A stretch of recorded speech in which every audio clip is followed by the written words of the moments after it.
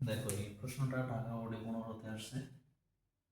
এই জায়গায় বলছে যে বি সেটের পূরক সেট। এই পূরক বিষয়টা আমাদের বুঝতে হবে।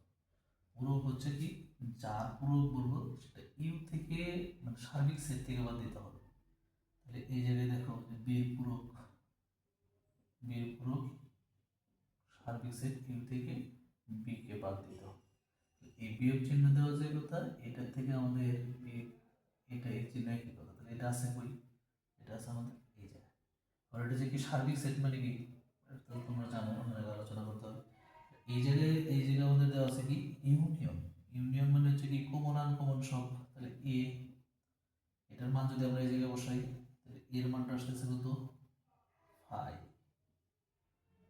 তারপর হচ্ছে ইউনিয়ন বির মানটা হচ্ছে 1।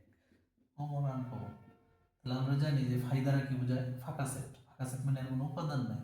তাহলে এই পাশে কোনো উপাদানই নেই, এই পাশে আছে কত? 1। এই জায়গায় দেখো কোনটা আছে? এটা কিন্তু আমাদের বোর্ডের প্রশ্ন। এটা আমাদের বোর্ডের প্রশ্ন। এটা হচ্ছে কি পূরক। যার পূরক বললে তাকে ইউ থেকে বাদ দিতে হবে। আর এই জায়গায় হচ্ছে যে ইউনিয়ন, কমন আনকমন, এটা হচ্ছে ফাঁকা সেট, এটাতে আসলে কোনো উপাদান না। এটা আসলে কোনো উপাদান না। ফাঁকা সেট আমরা কিভাবে প্রকাশ করি? হয় ফায়দা অথবা সেকেন্ড ব্র্যাকেট।